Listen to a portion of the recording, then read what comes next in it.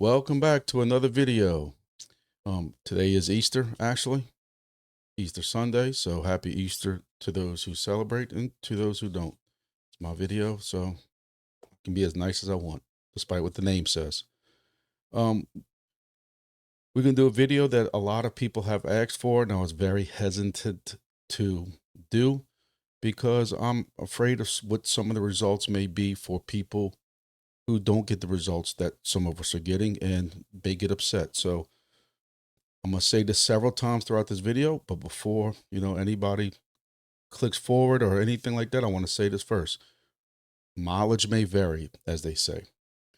What examples I have, examples some other people may see that I might give, not everybody is going to get the same type of mileage, literally, in this case, or messages or results or percentage changes that some others do.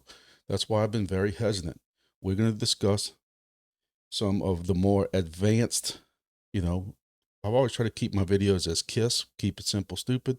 But people like me who sometimes I have a disease where I make things way more complicated than I need to.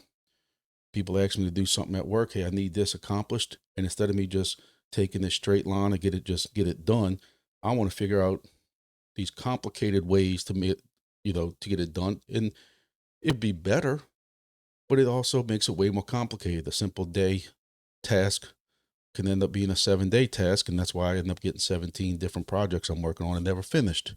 And that's like this. There's a simple way of doing it that I've described in my videos, a year or two ago, that majority of y'all, I would say probably not 99, but about 90% of y'all can deploy with y'all's Wingbits stations, and y'all going to get the results that y'all will be happy with.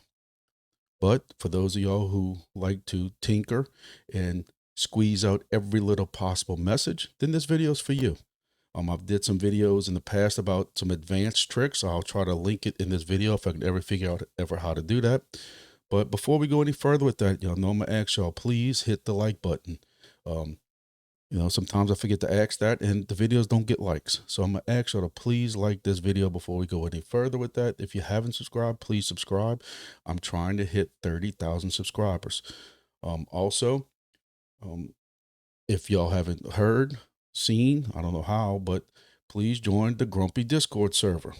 There will be a link in the description below, and it's got a little bit of everything for you. It covers about every project y'all have asked about or that I am in.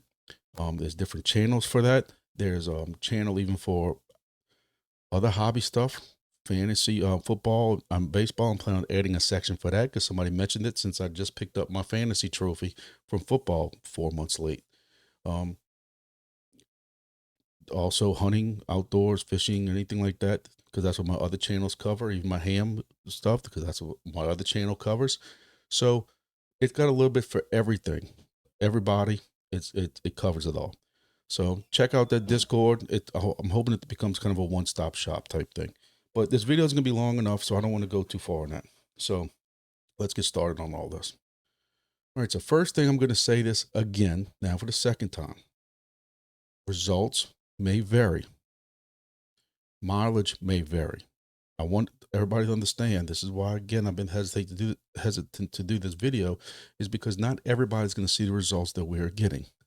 Majority of people who can put an antenna on top of their roof. Now, I don't care if this is a Wingbits do-it-yourself station, which is majority of what this is going to cover. This is covering Wingbits, stations that you're going to build yourself, put some type of SDR on it with your own antenna and feed line on the top of it. So that's what majority of this is covering. But some of this, what we're going to discuss also with feed line is an antenna is going to cover those new stations, those WB200s and the MGW 310s, because some people are, as soon as they get it in, the first thing they want to do is swap those antennas out. And I'm telling people that might not be necessary. We're seeing some results right now with those 3 dBi antennas that you don't need to swap it out. So until you install it, I tell everybody, get it installed first. Look at what your results are. Look at that compared to your mileage that you're getting. Look at that compared to the maps. If you have hills or buildings around you or a tree line around you. If you have that around you, a 3 dBi, a 5 dBi, 9, 12, 15 dBi is not going to make a difference. This is not like, I don't want to say true RF because it's all RF, but depending on what frequencies, the higher you go up in this little frequency lesson for y'all, lower frequencies love to bounce. They like to bounce around and stuff like that, or go through things. Some frequencies don't bounce, period. That's why a 2.4 gigahertz Wi-Fi router can go further. You can, if you're 2.4 gigahertz router, Wi-Fi router inside your house, and you can be in your backyard cutting grass, laying out, listening to some music and barbecuing, you could probably still see that 2.4 gigahertz link, but it's got slower speeds.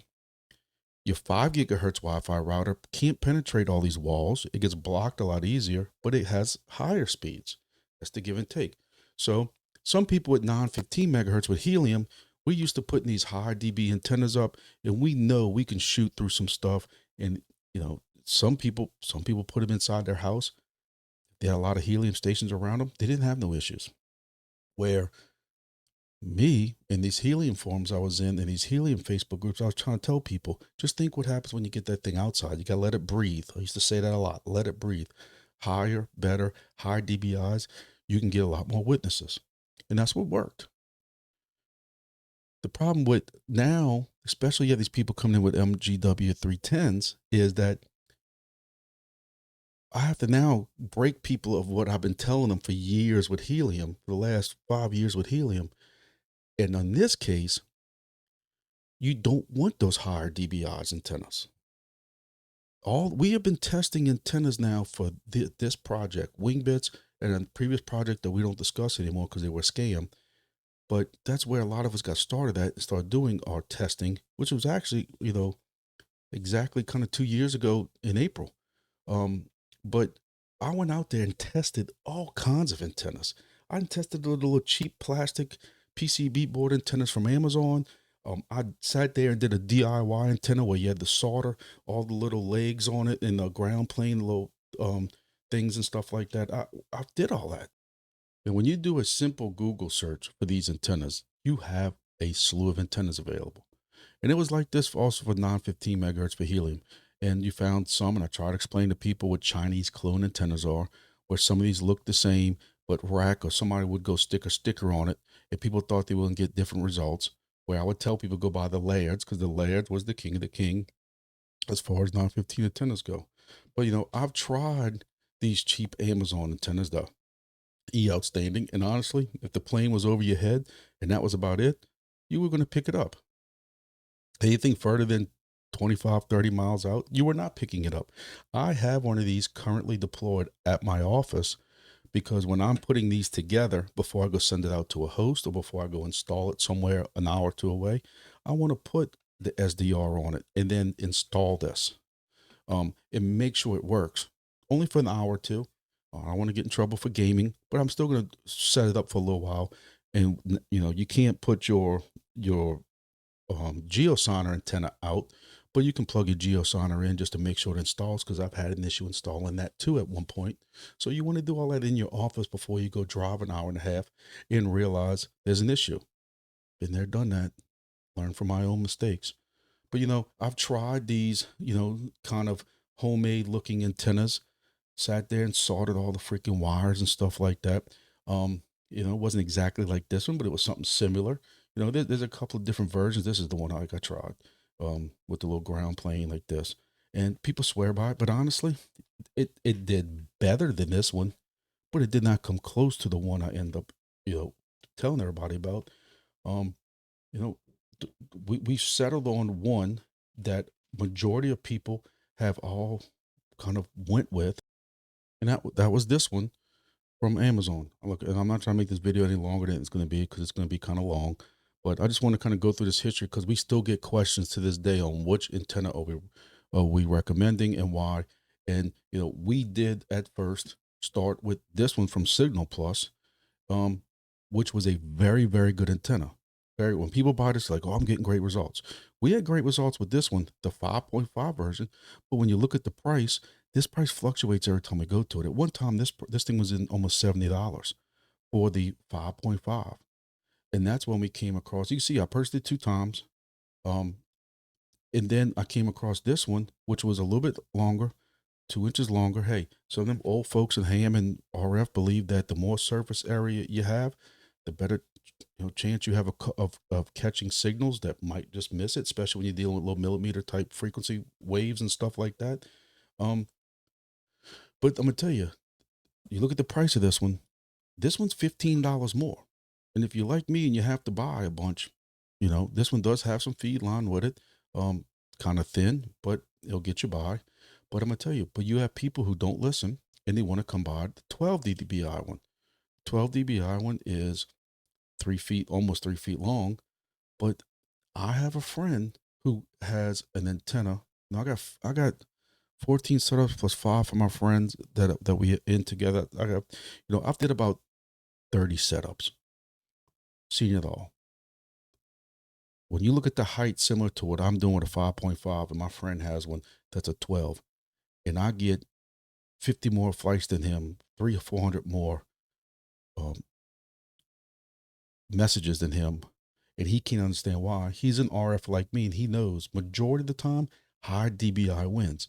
In this project with planes 40,000 feet up, high DBI does not win. We've all seen images similar to this. Especially now you got newer people coming into Wingbits. We're kind of going through all this again. I don't mean to ever sound like a know-it-all. I always have said, if anybody's listening to me for a while, I don't believe we're all know-it-alls. Nobody knows it all. I want to believe that we're always learning. I don't know everything about RF, and I install this stuff almost every day at work. But there's always something new going on. I don't know how to use all the fancy monitors and all these different things like that.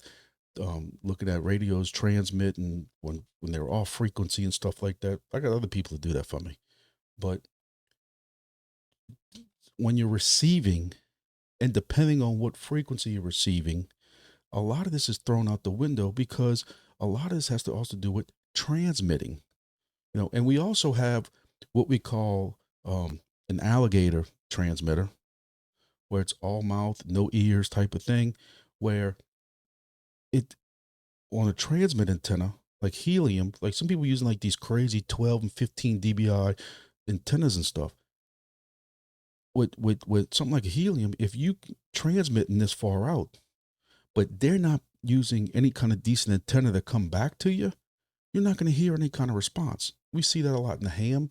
When people trying to use handhelds and stuff like that on a repeater system, where the repeater's up here and can transmit and the guy can hear it, but when he can't key you back, I know I'm getting way off in the weeds here, but I wanted to hit on this just because I'm seeing a lot of this come up again in the Wingbits Discord. This is kind of like one we've seen something like this, where, this is one thing this does do right, is tell you that no matter what, keep that antenna straight up and down like this. Do not tilt this antenna like, oh, well, the planes are up there, so I'm going to tilt my antenna. I did see one time a while back, somebody talk about that. But the problem is if you're tilting up this way and the plane's coming on this side, well, you're not going to receive it correctly. Keep it pointed straight up. This is another one also. I'm trying to find the one where people have the image with the city behind it, but you get my drift. Again, we're receiving, so you have to kind of throw this out the window to a point. But you see the takeoff level, or could be also the receive level. And again, when you have planes flying over, you're missing them. And lower gain helps. This is where I'm going back also with the 3.3 dBi of the antenna that comes with the new Hyfix devices. All right, so we beat the dead horse on that antenna thing. Again, to sum all that up, if you got a new Hyfix antenna coming in, or you have the Hyfix station now, WB200 MGW at 310, leave the 3 dBi on there first, install it, and see what it does. If you want to extend that antenna up, the whole station's waterproof. I'm seeing people go through all this stuff of trying to keep the round station inside and putting a feed line on it to put the antenna up. Look, it's your deal. I'm gonna tell you the right way, but y'all gonna do what y'all want to do. That's fine. whatever you want. But that station is meant to be outside. It's tested to be outside. It's an outdoor unit. But if you are insistent on keeping that station inside, make sure you use a quality feed line. You're going to have to use LMR 400 or KMR 400 or whatever Amazon's calling it this week. And you also have to remember, any kind of feed line is going to introduce loss. It's how much loss are you able to bear with. You got to remember also, every little connector is also loss. How much loss are you able to, to bear up with?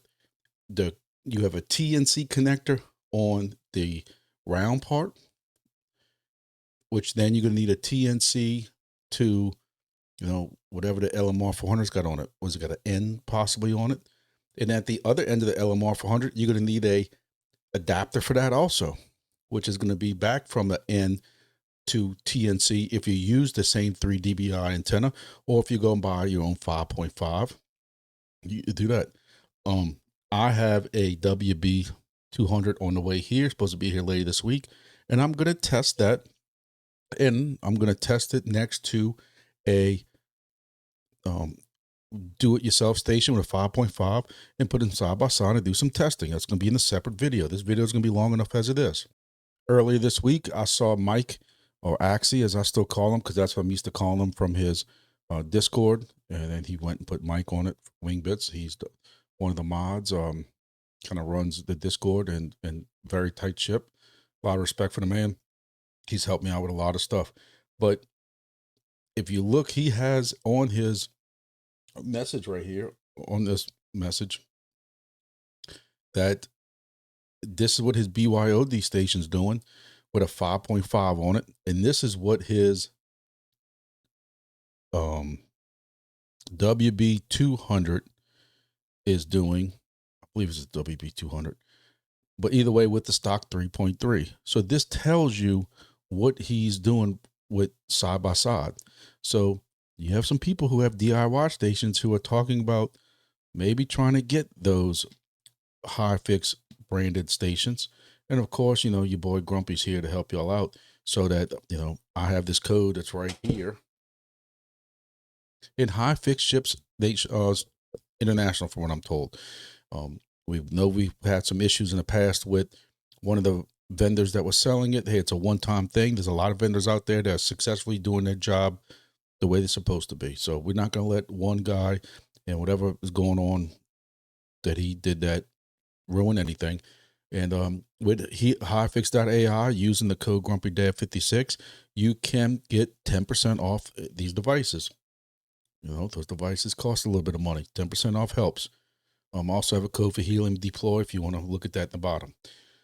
But you saw what the differences are between. We know that during manufacturing and testing, those Hyfix stations, the WB 200 or 210 or whatever it is, and the 200 and the MGW 310 got an upgraded LNA, which that right there could probably explain why you're seeing such a difference. But what I'm going to talk about shortly, I'm curious to see how that goes up against it. But let's go ahead and move on. Now, before we go any further and we get started on all this, I want to preface this by saying I understand they have people who know way more about this 1090 and picking up aircraft thing than I do. I've only been messing with this now for 2 years, a little more than 2 years. I understand they have people who have been doing this for 10, 12, 15 years. This is not a new science to them. I also understand and want y'all to understand that I've been in electronics long enough to know that not everything performs to the specs of what is inside that device. What I'm going to discuss shortly, if I ever get there, is real world results. So before I get started on this, I want everybody to understand, keep your comments. I'm not going to say and delete comments, but I'm going to say this again, mileage may vary. What I'm getting with some of these devices that I'm about to go over, some people are going to come on here and say, I bought that and I didn't get those results. Or I bought that and I got way better results than what you're saying didn't work. And that's fine. It's possible. used to get in these arguments with somebody on Discord that would tell me what the guts are inside of these SDRs and what this SDR is supposed to do and what this SDR is not supposed to do. And this one has a metal case and this one has a plastic case and the metal case one's supposed to be better. And the real world results didn't reflect that. I understand what the guts are supposed to be and what kind of processors in them and what kind of circuitries in them and what kind of filters in them. I understand that that's on paper. That's what's supposed to happen.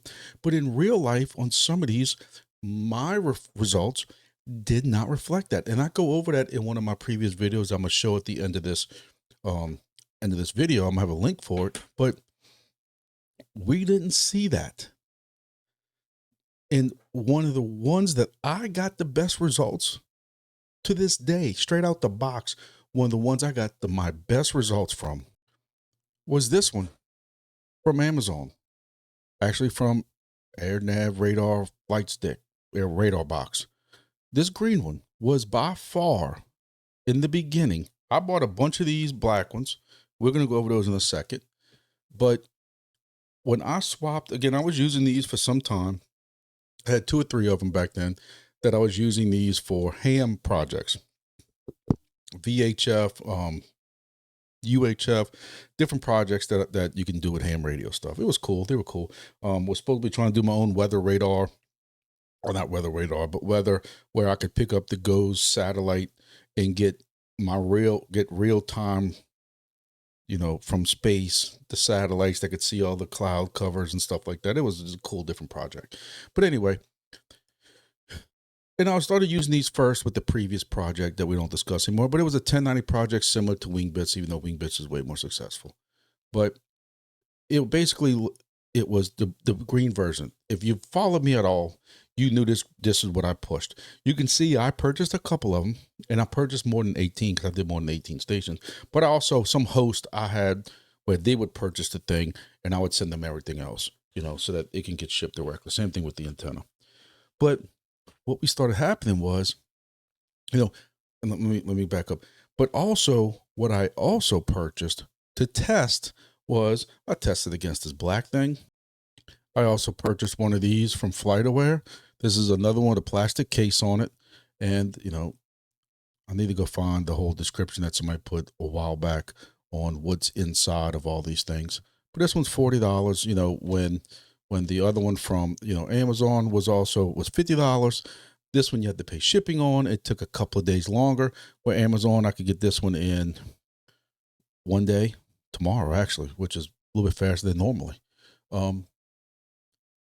Maybe that's changed for a reason, but we're going to get to that in a minute. So I tested it with this one. I also tested it with this yellow one right here also, which is basically the same thing, except I think this one doesn't have the filter in it. Because it has an LNA in it, so you can see the amplifier, but it does not have. So I bought one of these also. I bought one of these from Amazon. These are the ones from ADSB Exchange, $50. Also comes in one day. This is a metal one that everybody swore you had to go metal. Where the previous two I just showed you are plastic, but you had to go metal. Another thing I want to hit on while I'm hitting on all this before I forget is that if you're buying one of these ones that we just described, you should not need any additional filters.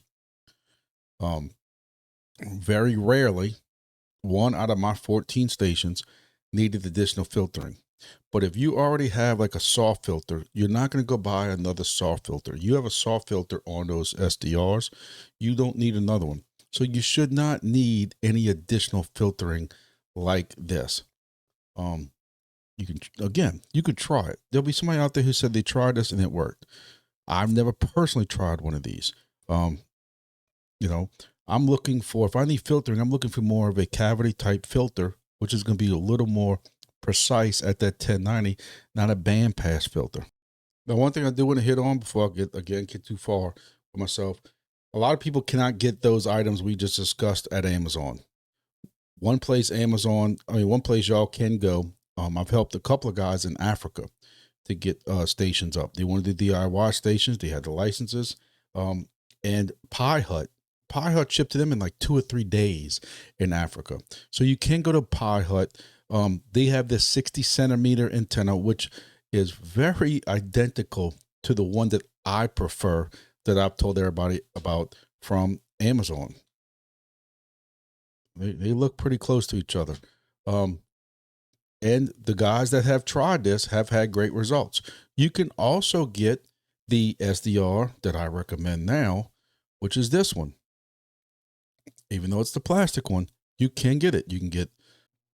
You can also get some feed line if you want. This feed line, I don't know what the size of it is. And that's another thing. Again, I'm trying not to make this video crazily too long, but you don't want 10 meters of this thin feed line. I don't know exactly what it is, but looking at how thin that looks, it's RG58. There's no way I would ever tell anybody to get even 5 meters of RG58. 1 meter's fine, because I run 1 meter in almost every one of my boxes. I put everything in a box, run a 1 meter outside to a polyphaser, which is the surge protector, and then I run my LMR 400 up, or thicker if I have. So what started happening was our green SDRs that we were using before. Again, great results, great results. What I started having though, having problems with is down south here, we get a lot of thunderstorms, especially in the spring right now, tornadoes and stuff like that through the summer. A lot of thunderstorms, lightning all over the place. And I started to lose them as far as them going out. The light would still be on in the inside, but even though it says it has ESD protection, that's lies, straight lies. I've even returned 1 or 2 of them. They were within 30 days, or, I'd get one in, ship it back or something like that, ship a broken one back or something. But they worked great. So at first I was a little patient with them. I had probably lost, I don't want to exaggerate a lot of y'all, but I'm telling you right now, I've probably lost 6 of these over the last year, 6 months to a year. And I started replacing them with the blue metal ones, because even though the blue Pro Stick Pluses worked better, I like the fact that I get it from Amazon. And if I have a problem with this one, I got to figure out how to return it to FlightAware versus getting the metal from Amazon, $50, and comes in a day. And everybody said it was better. And these work for some time. But I'm going to tell you, out of the 3 that I just went over, this one had, I'm not going to say it had poor results, because using this one, this doesn't come with any kind of amp in it, LNA in it, or anything like that, or filter. So this one worked like expected. I find this one has a wider range, but we're going to go over that in a little bit. I know I'm making this video way longer than half y'all wanted to know, but y'all know I like to describe all this to y'all, to let you know I'm just not guessing at this. This is me actually doing work on all this stuff. This one should have performed better, but out of the 3, this one came in 3rd place as far as messages, as far as aircraft. But everybody said, I'm trying to find this form online, this link that talked about all the circuitry. This one was supposed to be better processing and better than everything. And then I ran into an issue with it. Grumpy's, whatever you want to call it, idiot self. I went to one of my devices. I was going to one of my locations to hook up a geosigner. And when I was pulling out the little potato that was on, even though this was on a extension, USB extension, which I highly suggest for all of these USBs, even though it was on this, I didn't have the little thin jumper like I told you about a little while ago. I had straight LMR 400 to this, because the polyphaser for grounding is on the opposite side. And even though it was on this, when I was pulling this out, this came out all with it. I'm like, wait a minute, where's the feed line? And the little gold connector was stuck at the end of the feed line. It broke off. Okay, well, maybe I'm just, a little too violent, sloppy with my equipment. Maybe it's just me. Well, at work, I took this apart and found that only 2 of these solder points right here, that was the only thing connecting it to this board. I said, there's no way that this is how this is connected. So I tried to resolder it, and you know how that went. But then it wasn't like a week or 2 later, I saw this post from Tangerine, And Tangerine had the same issue. And you know what he says? I can't believe it. But right here, these two are the only two things holding it to this board, where I have about 10 of these. So I attempted to take this one apart, not this exact one in my hand, but one of these.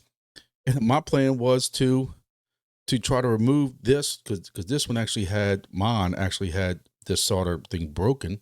One of these was actually on here, still stuck. So I tried to say, let me just see if I could take one of these and solder that on that board or whatever, so I could still use the blue one just to see what would happen. You know, I was bored, which is rare. But no, he's right. I mean, so this kind of confirmed it. So I'm done with the blue ones. I'm done with the blue metal ones. So now if I have a DIY that I'm helping out with, it's this one or none. And you say, wait a minute, what you mean none? Right now, if I want a all-in-one solution, which again, for those who are running DIY, and this is what I'm talking to for this. This is a DIY, more for the DIY people. If I'm running a DIY setup, love potatoes. We're going to talk about that too, because y'all going to throw something at me because I've been pushing these sweet potatoes and love potatoes.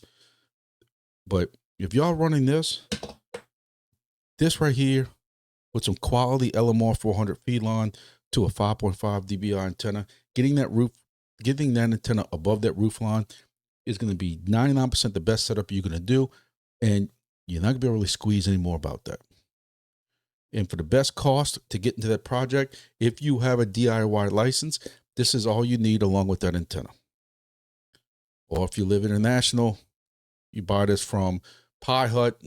And, you know, if your Amazon version of Amazon UK or wherever doesn't have it, you know, you can go here to Pi Hut and get all this stuff that you might need and get this up and running. These antennas are good. So this is when we start getting a little bit in the weeds for some people. And this is what after this video is probably 20 minutes long now. And we're finally getting to the whole point of what this video is about. And you're saying, thanks, Connor. It's about time because I'm missing WrestleMania right now. Yes, me and my daughter watch WrestleMania. I've been working in the Grumpy Garden earlier with my son. And that's why I call my garden the Grumpy Garden, because it's more moody than me. And helped him change his oil. Of course, we used AMS oil with my side business, CB Synthetics. Quick plug on that. And there you go. I'm starting to look like NASCAR again, but is my quick plug on that. But anyway, so trying to get through some of this, but I knew this was going to be a long video, and that's why I put chapters in. But anyway, keep going. So, you know, of course, paying attention to the hardware section of the Discord at Wingbits, I knew people started kind of playing with what they call an Airspy Mini. And through this, I had a friend that knew I was into all this stuff and knew I've been playing with this because I've been talking to him about putting this on some of his towers. And he called and said, hey, I got one tower that's come available. We're doing a tower climb next week. You know, this was 6-8 months ago. And he says, I got a spot for you if you want to put I got actually one of his other towers. I have a helium device, which is wonderful. 400 feet. Actually, that one's about 370. 370 feet up is a helium device. But anyway, so I got one at 400 feet. It used to be a VHF antenna, so I can't promise you how great the feed line is going to be. What frequency you're doing? I told him 1090. He's like, well, it's like 1.25 inch feed line, 1.5 inch feed line, which is kind of thin for 1.5 inch. You know, it's about this thick. But you know, he says, but I got space. I got tower climb coming up.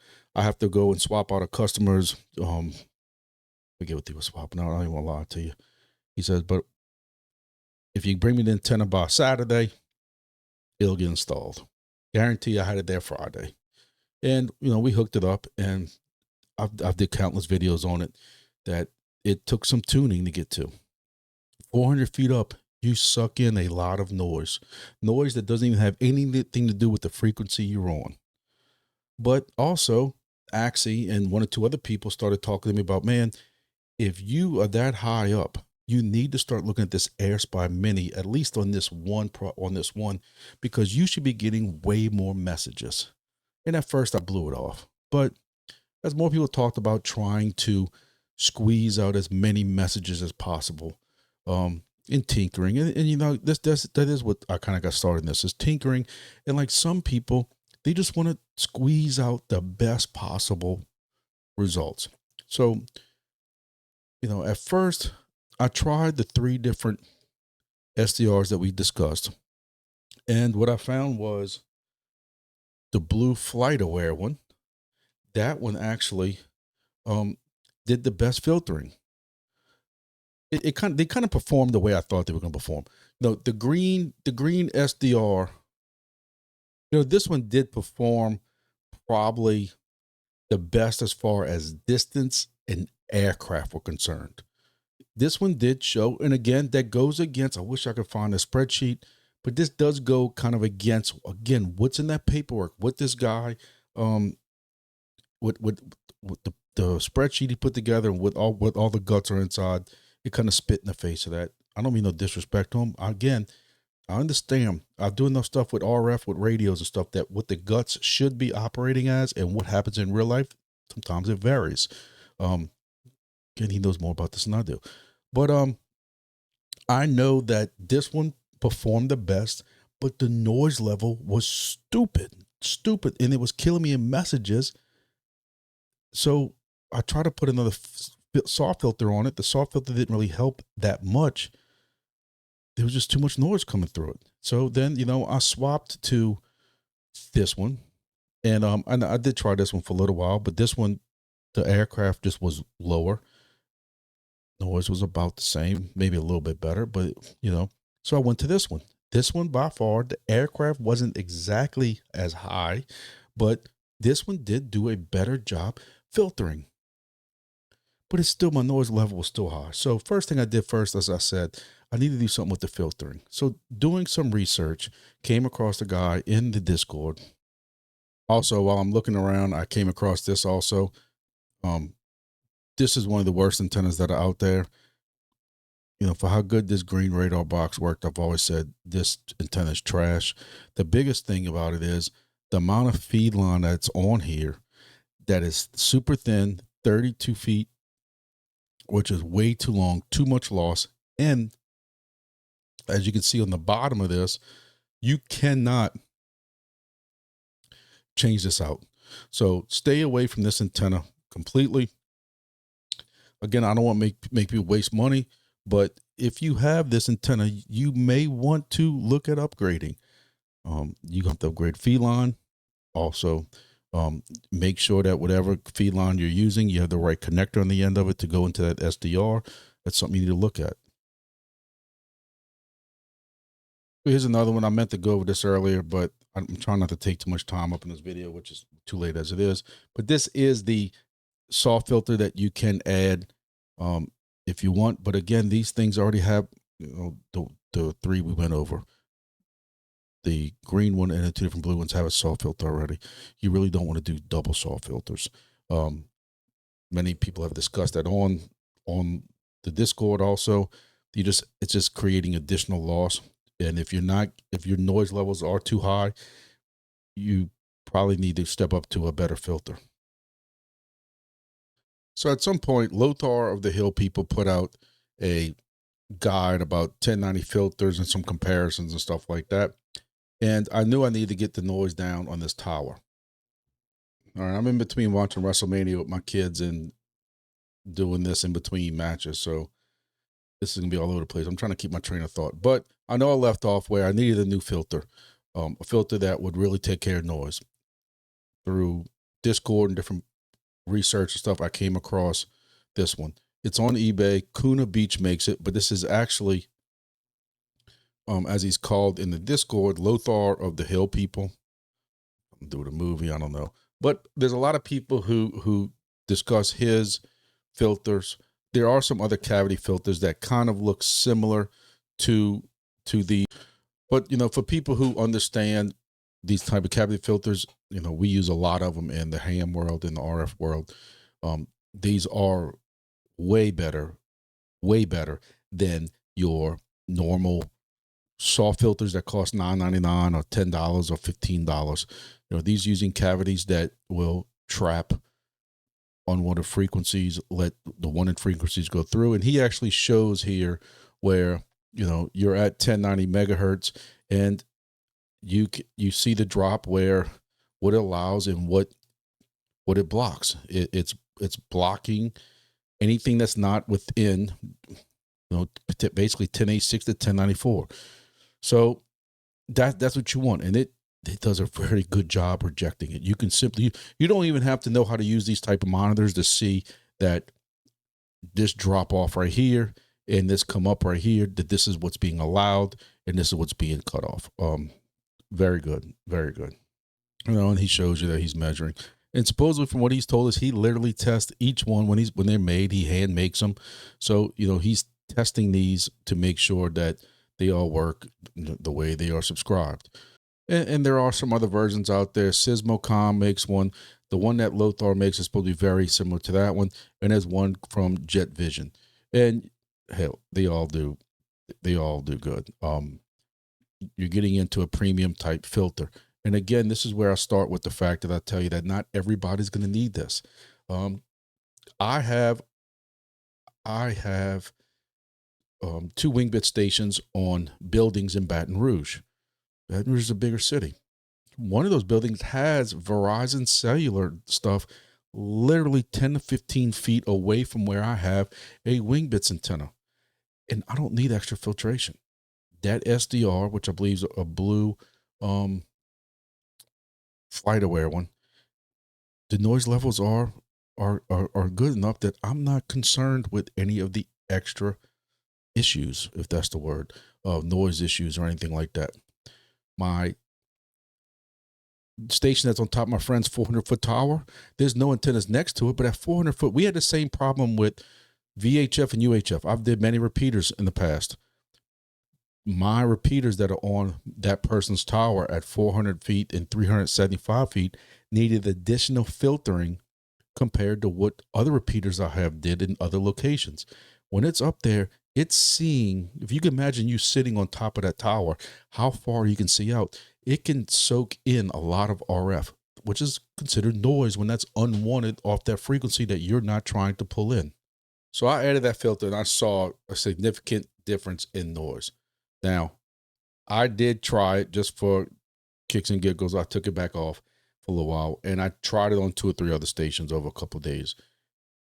And I'm not going to sit and tell you it did not reduce noise, but I did not get an increase in either wings or that many messages. And that's why from the beginning, what I've said from this video, before I even did this video, was that it goes to show you not every install is going to need this. But it did make a significant difference in the amount of messages I got. In addition, when I first did this 400-foot install tower install, I did videos that it was absolutely horrible. And, we're our worst critics, but this is cringeworthy. What I was doing with videos just a year ago. Sometimes I don't think I've made big changes, but the whole green screen, me in space, I don't know what was going through my life at the time. But, I did a 3-part series on this tower install because that's how bad it was. I had some horrible results at first, but this filter really improved that. I started getting some good results, but I kept hearing about this Airspy Mini. So I looked into it, and it's from airspy.com, and it is a Rolls Royce of SDRs. It's crazy. Now, there are some that's even more expensive than this, but honestly, this is about the best you're going to get in the applications. The thing about it is this is strictly going to be almost like the black ones that we have here, a full for whatever frequency you want. This one says it does, VHF and UHF, high performance scanner, SHF, super high frequency, and it's, the gold standard and all this stuff like that, everything it's capable of doing. And you have to go to find a dealer down here to actually find one. And Now, this does originally come out of Shenzhen, China. So it means I don't know if any prices will be going up with any type of tariffs, but you can purchase from RTL, SDR, different places like that. So I got mine from Airspy.us. I don't know how I forgot that. Airspy.us, and it was on sale. It's actually on sale right now as we speak. So you have to you can purchase it here. It's normally $120, $119, and it's now $99. So it is on somewhat of a discount. They do have, again, some other ones there. You have to be careful which ones you're purchasing. But again, it's $99. But another thing that you need with this is you need a filter. So it's kind of like you start getting into this routine that if you're going to spend the kind of money on this deal, do you put a cheaper LNA and soft filter on it, or do you use the good one? For this premium setup that I have at 400 foot, I use the premium. So I put this on there with this cavity filter because I'm going to max it out. On this one, money's no object to a point because I'm going to do it right. And then after speaking to several people, I didn't want to get a cheap LNA. So I got this No Elect, they call it Lana, ultra low noise amplifier. And again, this does everything from 20 megahertz to 400 megahertz. So you have to make sure that you do have a good filter with it. But this was $35. So, you're looking at nearly $200+ right now, strictly on your Airspy, your LNA, your filter. And this is why, again, I say I was hesitant to do this video. I told you I'm going to say it several times because I don't want people spending money on this for a basic home setup that is not going to make that much difference. If you're not getting a lot of flights that you think your messages are getting garbled and stuff like that, this probably setup is not going to be for you. If you're in a location that only gets 20, 30 flights an hour or a day or something like that, your messages are getting through. I don't see that much of an increase. But as you can see, the results, as they say, kind of speak for themselves. I'm into Florida, Georgia, Alabama, Texas, Oklahoma, Arkansas, maybe not Oklahoma. I am kind of touching Oklahoma up here. Into Tennessee sometimes. This thing works. The LNA, some people didn't have some positive things to say, but the LNA works. And I've even tried putting it on a amplified SDR, and I had to turn the gain down so much it wasn't really worth having on there. So the thing works. It's pretty phenomenal, to be honest with you, at least my reviews. Now, with this combination, is it a significant jump? In my eyes, it is. I was at 270 one day over 300, one rare day. And then around this time, I also added another station somewhere else, more south central Louisiana, and it cut into my rewards here. So for a couple of days, I was in the 250s, 230s, 240 ranges. And when I installed this thing and it came in, I jumped back up to the 300s. So you saw a 50 difference, if not more than 50 difference, 60 wings difference. Now, we don't know what wings are going to cost, but you can see that there was a significant increase back on here. And I'm even hitting with 400, almost 400 one day in the 300s. And then back here is when I get my Grand Isle station back online. And then that went and sucked some rewards out of it too. And due to tokenomics and things like that. I don't know where I would be at without this.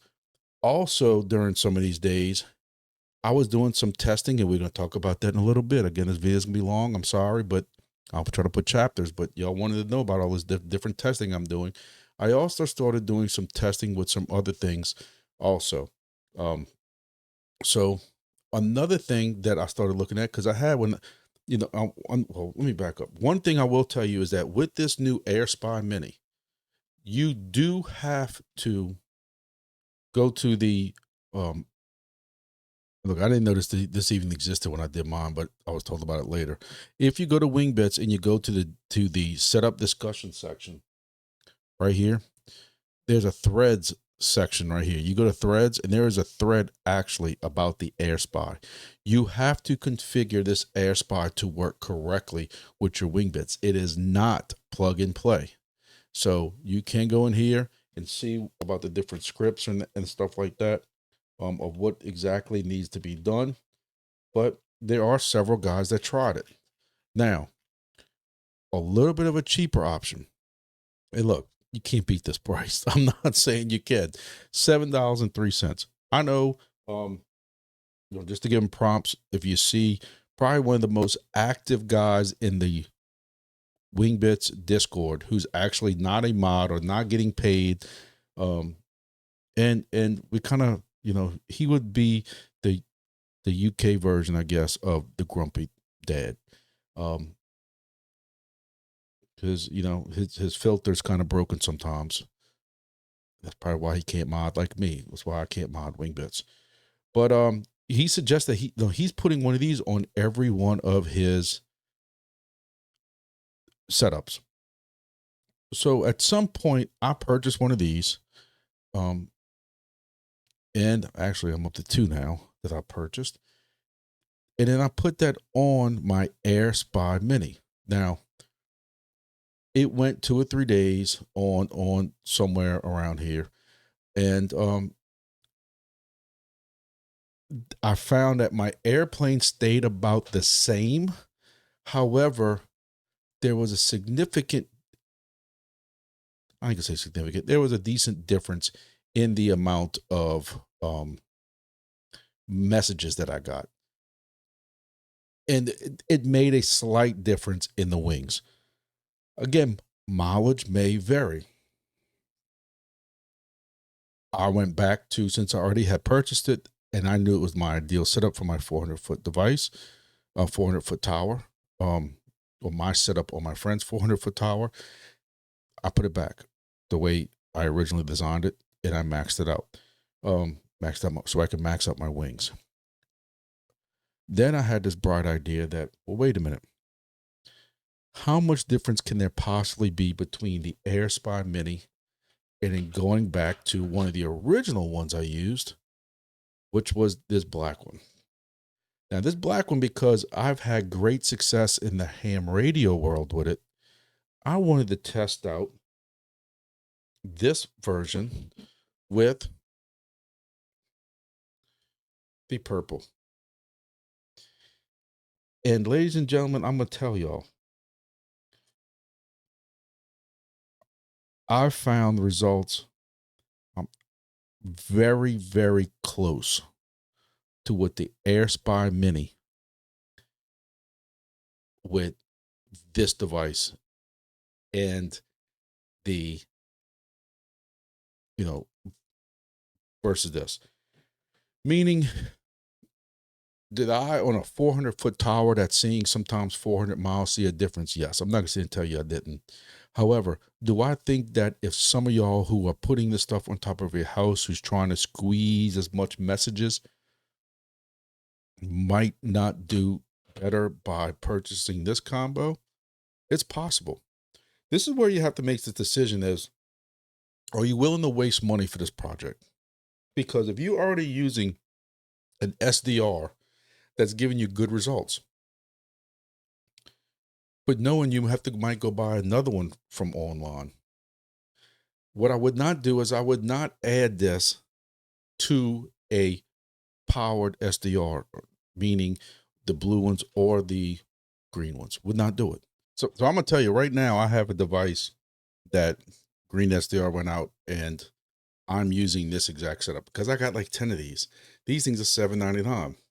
So me trying to save money right now, I'm trying to DCA to more crypto, trying to pay a big tax bill. This is getting me some good results. Now, this is my opinion, and there are going to be some people who may disagree with this. If I'm there's another station in Baton Rouge I'm contemplating putting an Airspy Mini on. If I do another Airspy Mini, I'm still putting a cavity filter on it in that Noelec LANA or LNA, whatever you want to call it. That's just me. If I'm going to spend that kind of money on a top-notch SDR. I'm putting top-notch equipment with it. I'm matching it up. Now, one thing like Plus 120 from the Discord, from Wingbits Discord, says is that he's using these more because of the form filter, where the SDR, is, I'm sorry, the LNA is probably about, I'd say about this big. He's using some devices where he has like 4 SDRs with either directional stuff, and that's way advanced 4.0 stuff that we're not even going to get into. So he has no problem using these, and he gets good results. One thing I'm going to tell y'all is, with these SDRs, I mean, with these purple LNA filters, this is a SAW filter. SAW filter is not going to perform as well as a cavity filter. Nobody's expecting it. However, with these, you see there's a USB plug on them. You do have to plug USB power into this. And one thing we're starting to run into is people who are messaging me or on the Discord talking about, hey, by the time I plug all this stuff in, my device ain't running right. We had to help a guy, y'all know him, Mr. Glenn, an older guy, and we have to help him a lot. And he started having, when he had to start plugging this geosonner in, the geosonner alone takes a lot of power, apparently. People who are using 1 amp and 2 amp power supplies on these devices are having issues. This is the KAGE power supply that comes with this with this La Potato, and I haven't really had issues with it with a 2.5. However, there's been several people that we have tried to help with Pi 4s, and the Pi 4s are having issues when you start plugging all this stuff in. So I don't want people to think that they're going to be able to power this through a USB that's already on their Pi 4. We've seen people try that. You got this is being powered from it. You have your geosonner is being powered from it.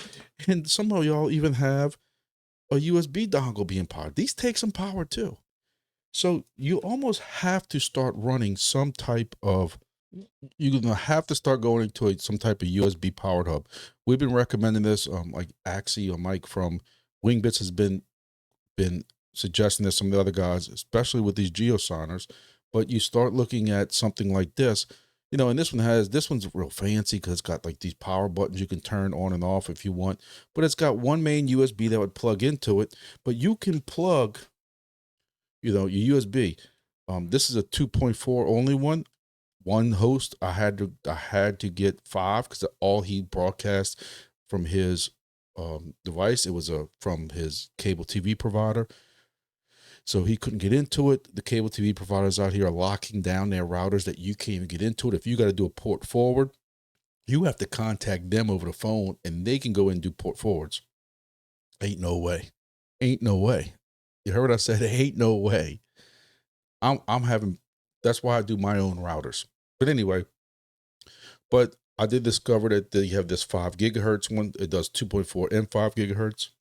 But it starts looking like a freaking octopus because you have to start putting these extensions for all these different things because you can't plug all these in at one time. So now you got a USB, a geosonner, the SDR, all coming out of here. And then if you need power, you can't go run just a USB cord into this. You have to run this USB thing. The Noah Lana is supposed to do what they call bias T, where bias T, you can, it powers up the USB ports or something like that. However, I'm anal. I've seen people say that the USBs didn't provide enough power, and you can see where there is a USB port for power here, and I'm running that power also, which you can't see because my head's in the way. Right here. And that's what I'm running it as. And the the tower setup that I have, I'm actually running a small USB hub. I thought I brought one in here, or a little wall wart that's providing that power. So all in all, as you can see, yes, the Airspy Mini made it, compared to just a regular blue or green SDR on my setup, it made a significant difference that I was happy that I made that purchase and design and went with that design of the Noelec SDR along with the cavity filter. Again, I have 14 setups, soon to be 15 with the Hyfix station, but 14 setups. I can't wait to get this Hyfix station in later this week to be able to compare it to what I'm doing with some of my DIY devices. I don't know exactly where I'm going to install it because I'm starting to have this issue that I'm hurting myself with the amount of stations I have down here. I don't want to get too off track, but just follow me. But would I use this in more setups? I just don't think so. So that's it. And I know this video went way long, probably confused the hell out of most of y'all. Some people wanted a how-to video for the Airspy Mini. If y'all still want that, I can show that to y'all. I didn't want to make this even longer for that, but some people wanted me to discuss my experience with the Airspy Mini. And just for the people who want this to watch this wrap-up part at the end, what I'm telling you is, if you're somebody who does not mind spending extra money to try to get the maximum out of a project, even if it means no significant change in rewards, which means you're not going to get added rewards or money or reimbursement for that. If you don't care about that, sure, why not try it? We don't know what Wingbits is going to reward. We don't know what that Wings token is going to be. I've been asked many times. I have no idea what this token is going to be worth. You can look at other projects with a 10 billion market supply, and look on CoinMarketCap and get any kind of idea you want of what this price or these tokens could be worth.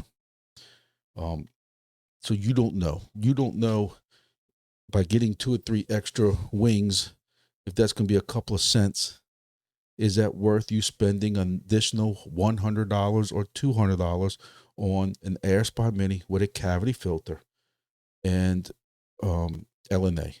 Or if you want, you can follow directions of some other people and get the Airspy Mini at first, paired it up with this. Make sure you put power to it. Make sure you have adequate power to you. This is what I was trying to find earlier, is I saw somebody using one of these. I have one exactly like this from a cellular card. This one's actually from Samsung. And this one right here is only like a 1 amp. You're not powering anything anymore. Even though this might have worked before, you're not powering anything with that. You got to put, you got to put this power sucking beast on it right here. On top of, if you end up putting some type of Wi-Fi dongle on top of, this right here, that's going to need power, the SDR. You're going to have to buy one of those USB, powered USB hubs that I showed y'all. But again, for some people might want to experiment. You might want to experiment getting one of these. These are metal. These are more wide band, and I find they can accept messages way better than those plastic ones. You might want to try this along with this. You might want to try this and save you, 40, 50 bucks, and try this along with that LNA and that cavity filter. Never know. Maybe that's something I need to experiment with. Me right now, I'm getting so hyped up for this Wingbits project that I don't want to do that much more experimentation. I just want to roll with it. I know how to tap out the maximum of some of my stations. There's some of my stations that seems to be my hosted stations that I got to tell y'all, my hosted stations, I have 4 of them right now, and they're my 4 weakest stations. 2 of them are some of the top performing ones, but I talk about them, and I'm paranoid like that. And it seems like I'm getting stepped on every day. I'm getting more and more stations stepped on. South Louisiana right now looks like a bullseye, like somebody just shot something directly off into the state with the amount of stations I have down here. And I've never counted them all, but you even have to pay attention to the ones that are over here in Lafayette and Kaplan or New Iberia, because these are taking rewards from my stations. You look at my station in Grand Isle, and you know that this station right here is taking rewards from it. Look at it. Even these ones over here in Mississippi, you know they're taking rewards from me. They don't know who the godfather of the Gulf is, apparently. So trust me, I know what it's like to get stepped on. I see people complaining about it. This station ain't mine. This station ain't mine. This station ain't mine. This station is still coming online. Stations ain't mine. This is a new one that just popped up in the last 2 or 3 days. This is the freaking neighborhood I grew up in right here. One of them, Eden Isles, and this is a brand new station that just got reserved in the last 2 or 3 days. Who the hell? This is ridiculous. I've mentioned the people in all my videos. I don't care where you put the station up at. I don't care what part of the country or the world you put the station up. You have to come to this map and look and do the research. I think I have more stations right now coming up than Houston does. You can't look at this map right here and decide if I live right here, I might put a station up. It's open. It might be open, but by the time all these stations come online, you're gonna kill it. Look at it. Look how this guy's had a drop because of people getting Hyfix stations in. You're not benefiting coverage. You're not going to offer any other coverage that these other ones aren't providing, and it might not just be your best time. But it's something, that is starting to bother me more and more. And even Wingbits has said that you putting the station in the middle of that is not really benefiting anything. You might want to pass on this project or try to find something that's a little more open or a lot more open. I'm just stepping on myself with my stations with these. I got 12 or 13 stations now in South Louisiana between me and some friends.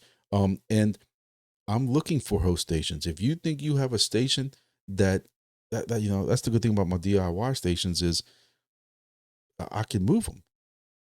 And if you think you got an area that's open, and I'm talking about open within, maybe only 1 or 2 stations within a 100 to 200 mile radius, hit me up. We'll work out a deal.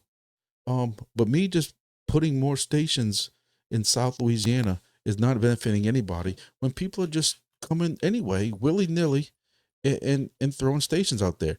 This guy who's in Eden Isles or Slidell is going to be awfully disappointed because there's no towers out there. And with the HOA and that stuff, you're not putting a tower. You're not putting a tower in this neighborhood. This is all marsh with one row of camps. You're not putting anything in there. He's going to be a guy that's going to have hardly anything. It's going to be quite disappointing. I don't know. I don't know right now. So again, I know this video was all over the place. Some of y'all are bored. Y'all sat here and watched it the whole time. Again, I'm going to say this again because I know the comments that are coming. Some people have had great results with this and don't feel they need to spend the money on that. Some people are going to say these things failed. Some people are going to say that this thing didn't work great. Some people are going to say this combination is better than some of the amplified ones, like the greens and blues. That's kind of my feeling right now towards this combination. However, now you got 2 potential fail points versus 1 potential fail point. This takes up a little more room where, when you put this together, you got to find a box or something that you can, if you put this inside of a box that can fit this long ways. It's things you got to think about. With the people who are getting the Hyfix stations, the 200s and the 310s, you don't have to worry about that kind of stuff.